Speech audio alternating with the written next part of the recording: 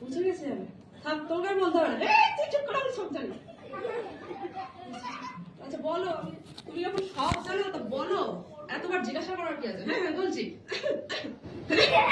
নমস্কার বলো। কি বলবো? বলো নমস্কার। কেন বলবো?